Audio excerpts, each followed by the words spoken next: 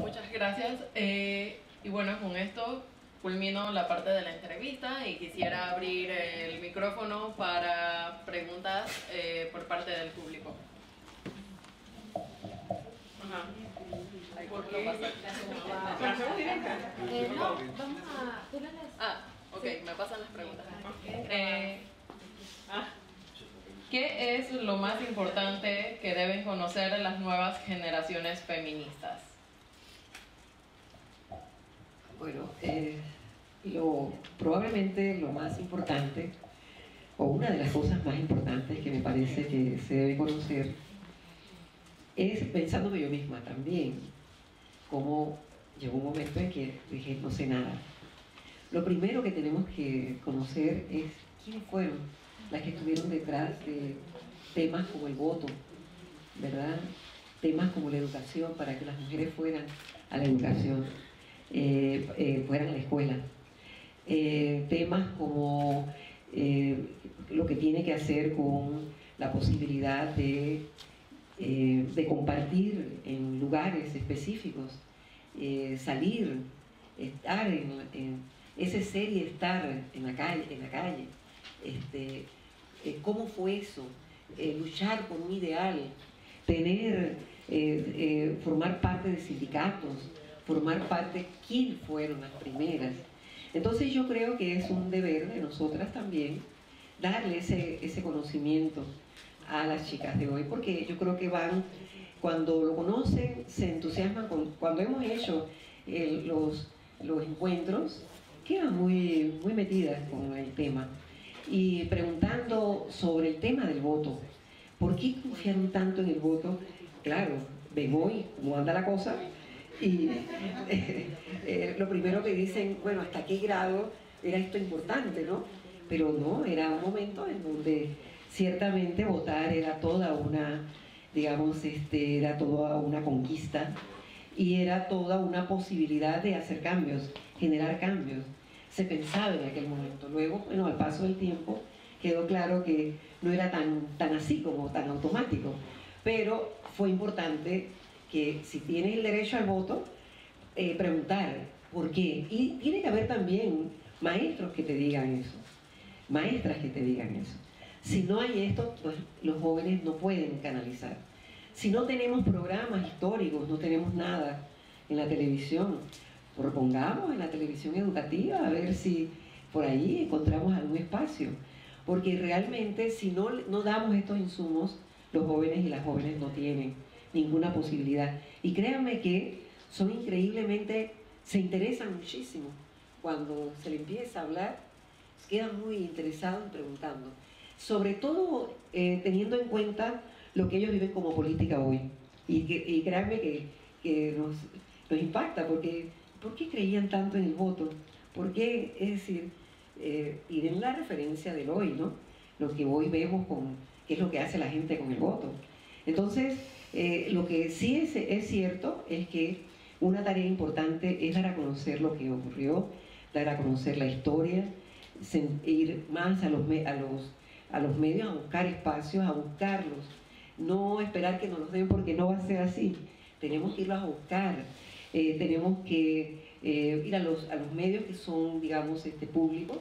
TV11 es un medio público al que se puede también asistir, e ir a las escuelas a proponer nuevas, digamos, nuevas formas que permitan conocer, es decir, nuevos modelos de enseñanza que permita también que se puedan conocer las vidas de mujeres que lucharon por mejorar las condiciones de otras mujeres y de otros hombres también en este país, ¿no?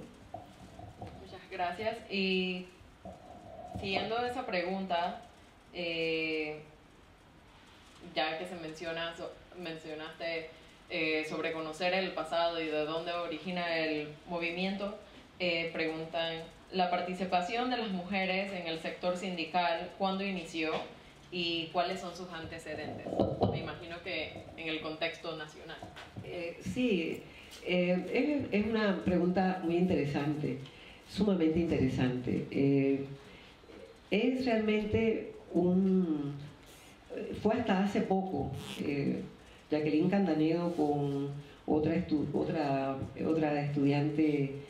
no recuerdo en este momento el nombre de la otra, Mirla Gutiérrez, hicieron una investigación, una tesis sobre mujeres en sindicato, y creo que es probablemente uno de los pocos trabajos, o de los pocos, si es que hay otro, que nos proporciona algunos elementos.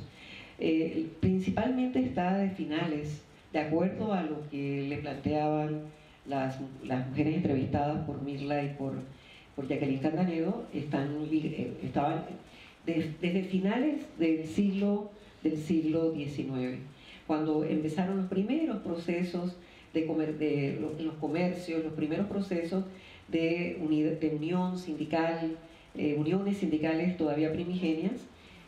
Allí empezaron a aparecer los primeros brotes de mujeres que trabajaban, que tenían no probablemente el trabajo formal, sino el trabajo que implicaba la venta de comidas, la venta de alimentos para ayudar al sustento del hogar.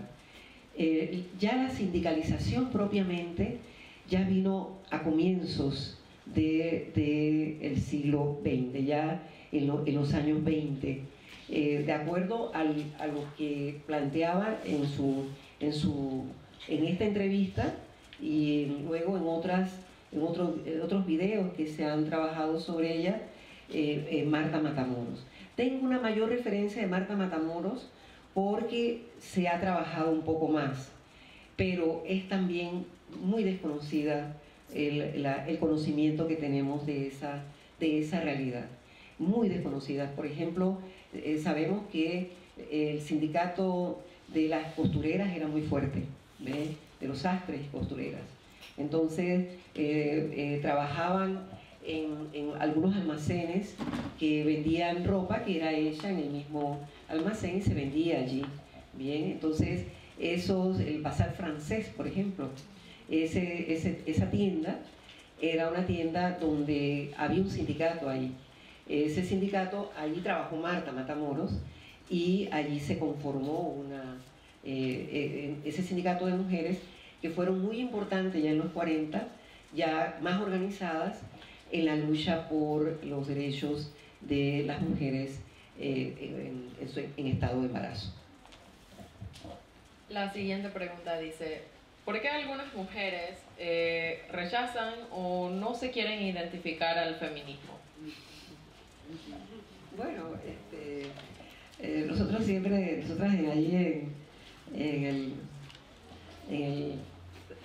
en Mujer Hoy, en el taller de estudios de la mujer, decíamos que esa era la parte de la libertad, ¿no? Si queríamos realmente ser consecuentes, era parte de la libertad de las mujeres. Hay mucha idea negativa del feminismo como corriente, y no viene desde ahora, viene desde cuando Clara González, por lo menos en el caso panameño, se da a conocer como mujer feminista. Entonces, realmente hay un rechazo porque ligan a las mujeres feministas con todas aquellas prácticas que tienen que ver con ser mujeres lesbianas.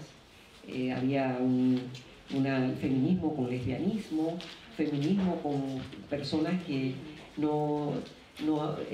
digamos, con malos comportamientos sociales.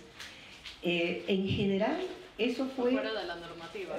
Fuera de la normativa, o sea, fuera de la norma social imperante. Realmente, créanme que yo me he tropezado sobre todo, sí, con personas con esa actitud, algunos docentes universitarios sobre todo. Y recuerdo que nosotros nos reuníamos en el Salón de Profesores de Humanidades de rechazo. Sí, nos reuníamos allí en el Salón de Profesores de Humanidades, y un profesor, que no diré su nombre ahora, ya después quizás, Exactamente, sí, para no darle importancia, pero ya después por ahí.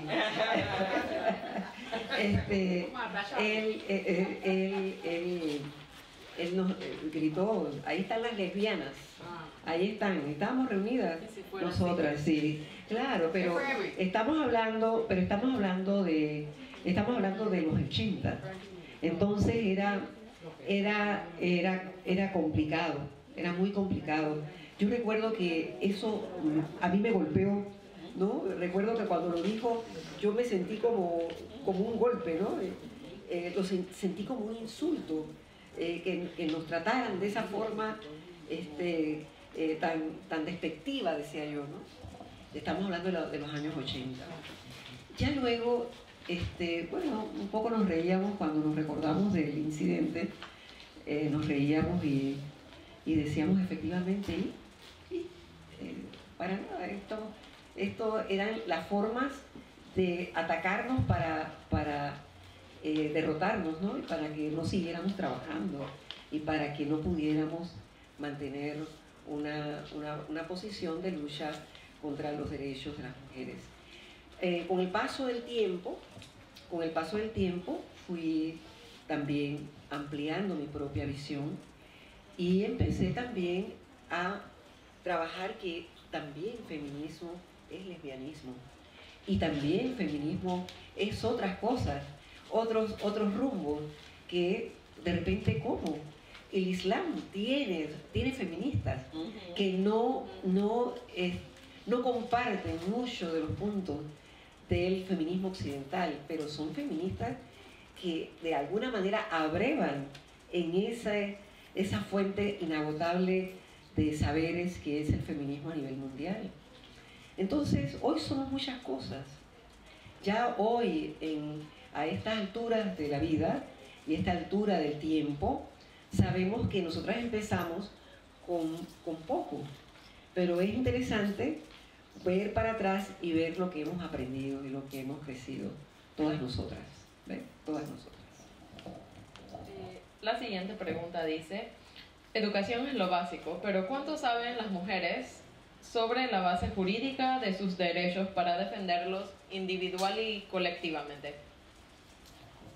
Saben muy poco, ¿verdad? Saben muy poco. Acá la licenciada es muy conocedora de estos procesos y sabe que Panamá es, hablo por una parte, la normativa jurídica local, por un lado, y la normativa jurídica internacional, por otro. Panamá firma todo, no cumple nada. No cumple nada. Entonces, todo lo firma, todo Panamá firma. Pregúntele a las personas si saben que ese es un derecho y que Panamá tiene que cumplir con lo que ha firmado.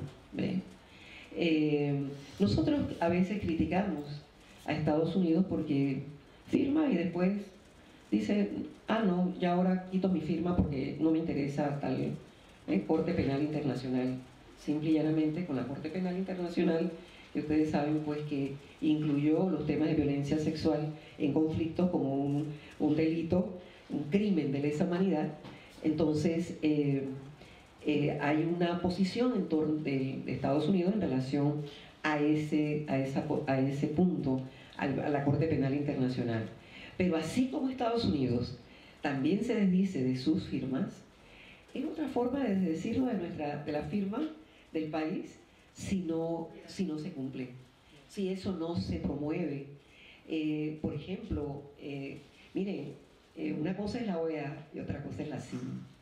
Hay que recuperar la CIM. La CIM debe ser, porque tiene una historia realmente hermosa.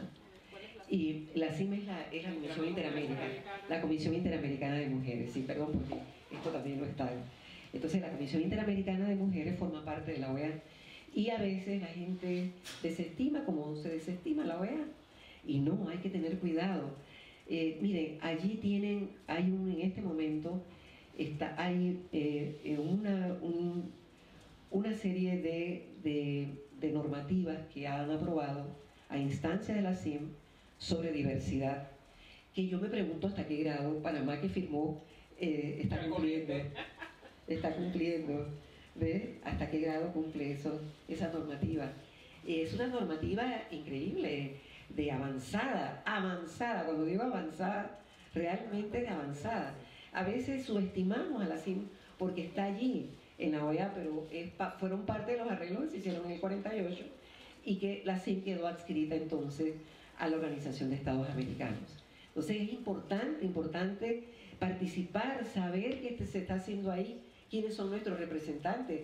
Yo también quiero ser representante, ir allá, donde estén las reuniones, sumamente importantes las reuniones que tiene la CIM en periodos, entonces todas deberíamos estar interesadas en asistir, porque realmente hay una normativa importante en múltiples aspectos, por ejemplo, para el tema de todo lo que tiene que ver con mujeres en trabajos difíciles, por ejemplo, las mujeres, el trabajo sexual, por ejemplo, la CIM tiene un conjunto de normas que ha aprobado, excelentes, muy buenas. Yo tuve la oportunidad de ir a una reunión de la CIM para ver justamente un debate en torno a trabajos con mujeres con el llamado trabajo del sexo. Y realmente fue impresionante, fue impresionante oírlas, su nivel de organización, la mayor parte sureñas. Entonces, hay que aprender, porque también acá se requiere. Y son documentos que Panamá firma, el representante firma, pero nunca los da a conocer. Jamás se sabe sobre ellos, jamás se conoce sobre ellos. Así que es importante que lo jurídico nacional se sepa y se conozca, y lo jurídico internacional también, porque la normativa allí ha cambiado favorablemente hacia las transformaciones que los géneros han mostrado en las últimas décadas. La siguiente pregunta dice: ¿quién fue la primera mujer lesbofeminista? Me imagino que se referían al plano nacional, internacional. Nacional, ok. Realmente yo desconozco de una manera directa desconozco. Realmente se habló de la propia Clara, a veces se hacían como ataques, porque eran posiblemente, ella estuvo muy ligada a los movimientos en Estados Unidos, y fue a estudiar y estuvo mucho tiempo, es decir, estuvo unos 3 años importantes, intensos. Entonces, pero no le podría decir que fue una lesbofeminista, no le puedo decir. Sin embargo, estuvo dentro de todos esos grupos que se movilizaron en la época y que impulsaron la creación justamente de la CIM en La Habana en 1928. Entonces no le podría señalar, por lo menos yo no lo sé, quién de una manera, digamos, consciente, abierta, pudo serlo o no. No tengo esa información. Insisto, se habló de Clara en momentos, pero parecía que fuera en forma de ataque, de ataques. No nos queda ninguna posibilidad. El texto tampoco de Yolanda no lo menciona, y no nos queda ninguna forma de conocer ese tema. Digamos que diría que en el caso de mi amiga Ángela Alvarado era lesbiana, y Ángela lo vivió con muchas complicaciones, vivirlo con complicaciones, por lo que implicaba esa temática en los 80. Claro, entonces era muy duro para ella. Parte, creo, de su partida tiene que ver mucho con esas condiciones personales que tuvo que vivir de modo muy difícil y triste, porque no poder externalizar sus sentimientos y no poder externalizar lo que era su yo, ¿verdad? Entonces, probablemente, y nosotras también con pocas condiciones también para para ayudarla, para trabajar con ella. No teníamos tampoco elementos, no teníamos formas, no habíamos aprendido estas nuevas modalidades de relación. No lo habíamos aprendido, cómo trabajarlas, cómo conversarlas, cómo traerlas a un debate. No lo habíamos hecho. Entonces, fue, digamos, una plática personal en la que ella estaría muy contenta con que supiera que era una mujer lesbiana, estaría feliz hoy, pero en su momento vivió con mucha desazón. Entonces se daba sus escapadas a otro país, vivía como quería vivir y regresaba porque estaba su madre que la necesitaba y estaba acá, entonces ella regresaba y volvía un poco a la vida al margen, claro. Yo diría de ella, porque me atrevo a hacerlo con todo el respeto, porque además la conocieron y saben que Ángela fue así, muy especial, muy especial, muy excelente amiga y muy solidaria, sumamente solidaria. La primera mujer que hizo un trabajo sobre las mujeres privadas de libertad en este país. Y trabajó con ella, con las mujeres privadas, para la elaboración de este libro que publicó Claven.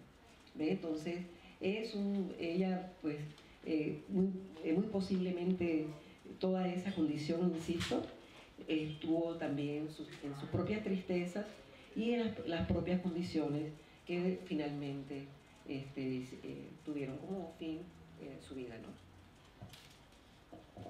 La siguiente pregunta dice, en el ámbito político, ¿por qué cree usted que aún existe una minoría feminista en su participación? ¿Cómo sería? ¿Por qué cree usted que aún existe una minoría feminista participando en el ámbito político? La pregunta básicamente era que en el ámbito político, ¿por qué cree usted que aún existe una minoría en la participación de las mujeres? ¿Miedo o rechazo o miedo o aún existe una idea machista en la sociedad panameña? Muy bien. Sí. Yo creo que hay dos cosas diferentes, me disculpa. No. Una cosa es la mujer feminista en la política. Sí, y otra cosa es la mujer dentro de la política. Sí, lo que a ti te interesa saber es cuál es la participación de la mujer feminista en la política. Creo que es lo que nos interesa. Claro. Porque mujeres en la política es como que la idea no están dando y no es lo mismo. No es lo están mismo. haciendo el trabajo que nosotros necesitamos. Así es. Bueno, ha habido mujeres feministas. Gloria Young es una mujer feminista y fue una mujer que descolló en su papel, pero las mujeres feministas a veces generamos muchos desencuentros. No estamos cómodos generalmente con las estructuras patriarcales tradicionales y eso nos saca de la preferencia política tradicional. Yo lo digo igual por mi condición de docente feminista. Entonces, docente feminista, que bueno, vivo luchando y alzando la mano y ya me dicen, ya va dura, va esto, va lo otro. Y cuando ya termino de hablar, ¡bravo! Es decir, que de alguna manera son un poco de chanza, burlas, que yo, pues ya a estas alturas de la vida, ya me hacen falta. Cuando no lo hacen, ya le digo, oye, ¿qué pasó? ¿Dónde están mis aclamantes? ¿No? Pero me imagino es difícil, es duro.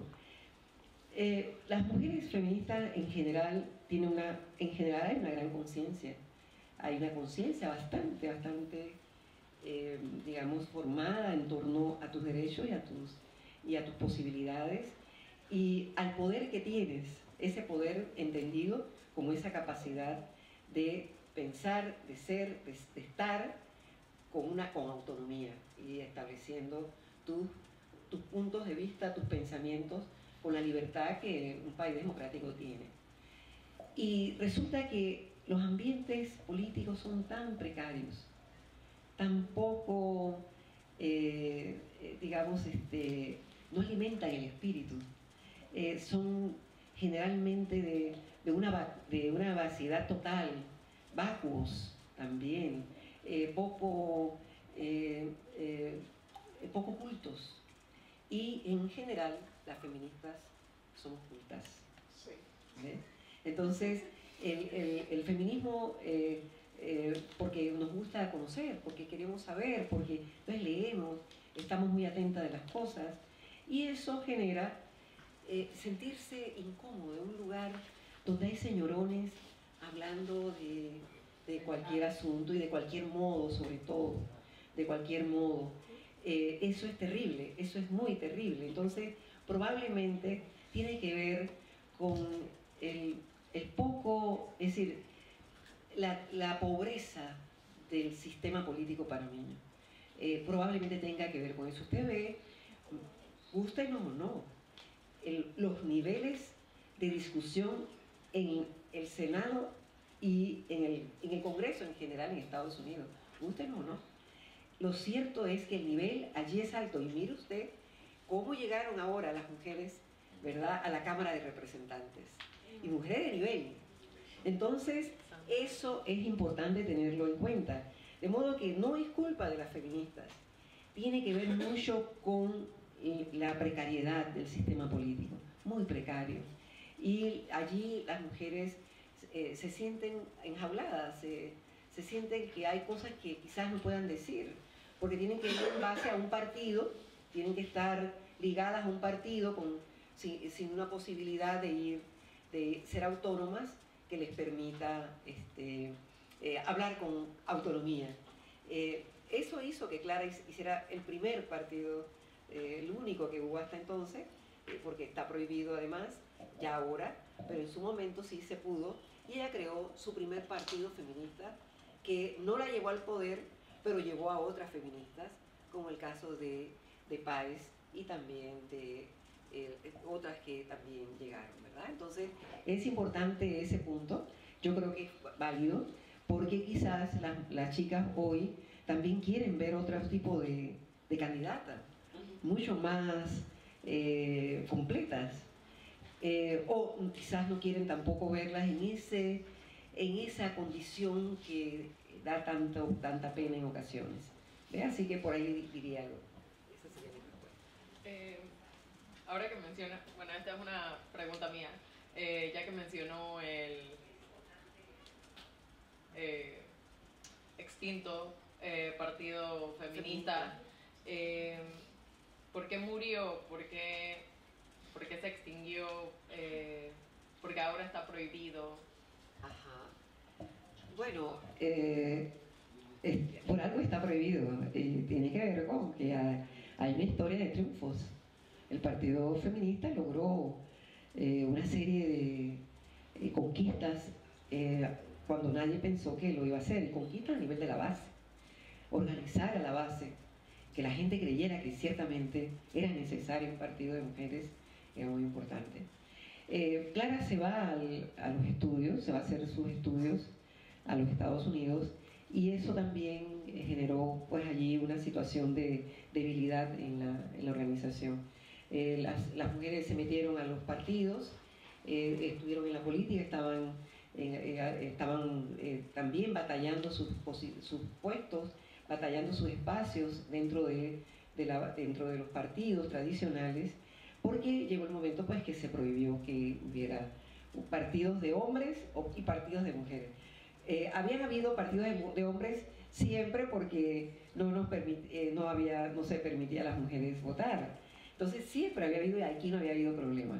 Pero en cuanto hubo la posibilidad, en cuanto las mujeres dijeron, está bien, vamos a crear también nuestro partido de mujeres, y lo crearon. No fue reconocido, pero estaba creado, estaba en la mente de la gente, que había un partido feminista y que las mujeres salían, les gritaban, los hombres se ponían a gritarles.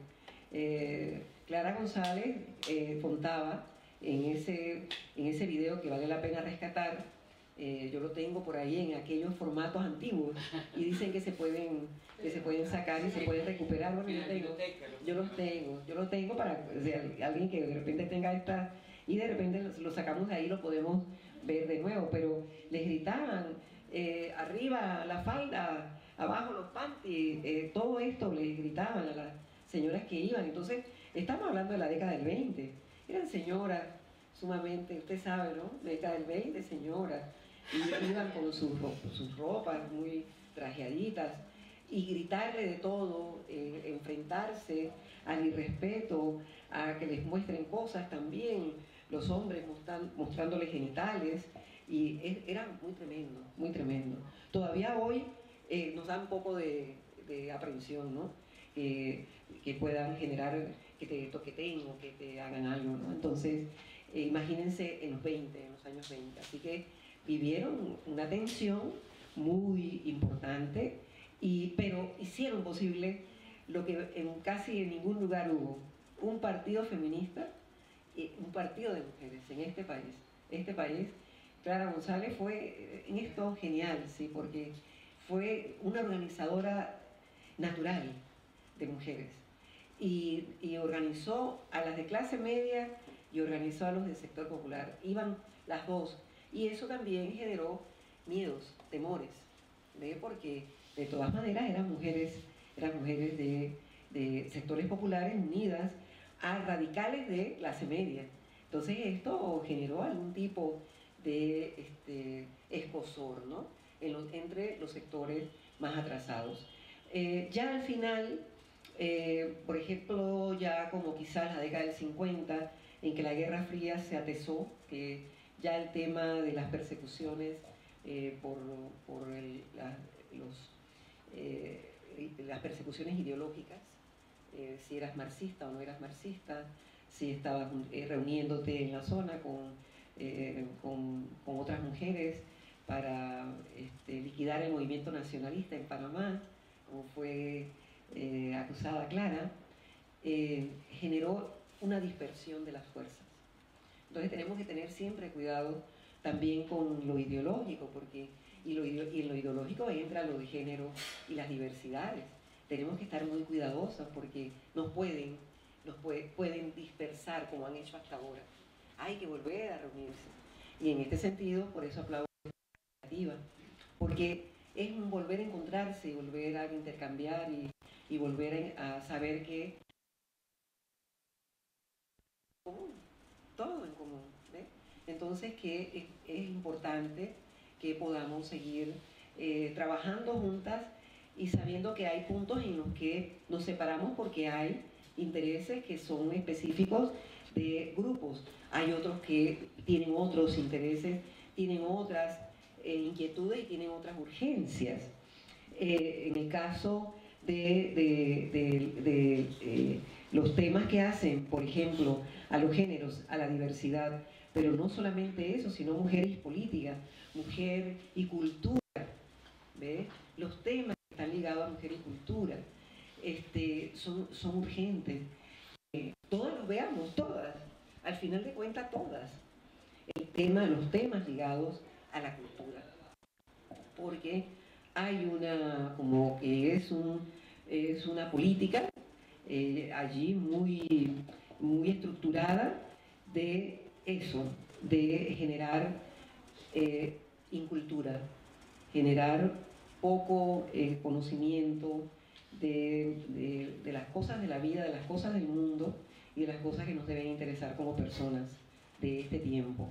Entonces, mucho baile, que está muy bien, pero todo lo que tiene que ver pues con que no está mal, insisto, que no se malinterprete, no está mal, pero también a la par de la diversión tiene que haber el sentido de la reflexión y el sentido para todas nosotras de seguir reflexionando juntas, porque si juntas solamente podemos hacerlo, dispersas no podemos llegar a ninguna parte y perdemos lo que hasta ahora hemos logrado, que es poco pero muy significativo. Gracias, me parece que ese fue como tremendo punto final, con un muy significativo mensaje. Muchas gracias, profesora Briseida, por acompañarnos. Gracias a ustedes por haber aceptado la invitación a acompañarnos en esta conversación, y muchas gracias a Fémina y a la Librería de Panamá Viejo.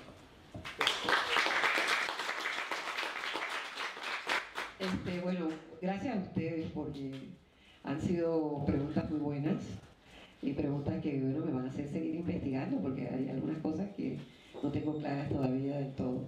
Entonces, seguir trabajando, seguir investigando, seguir recordando, porque a veces también se van hundiendo dentro de todas las... ahí en el diván, ¿no? Que estamos acostados y de repente se van hundiendo estos recuerdos que tienen que ver con un momento muy especial de nuestras vidas, cuando empezamos a reunirnos poquitas, pero con mucho entusiasmo en torno al tema de las mujeres. Muchas gracias por invitarme, por confiar en que podía darle alguna respuesta que pudieran ser útiles. Ojalá que hayan sido, de veras que sí, y que podamos seguir conversando, amparadas y formando parte de Féminas en alguna medida.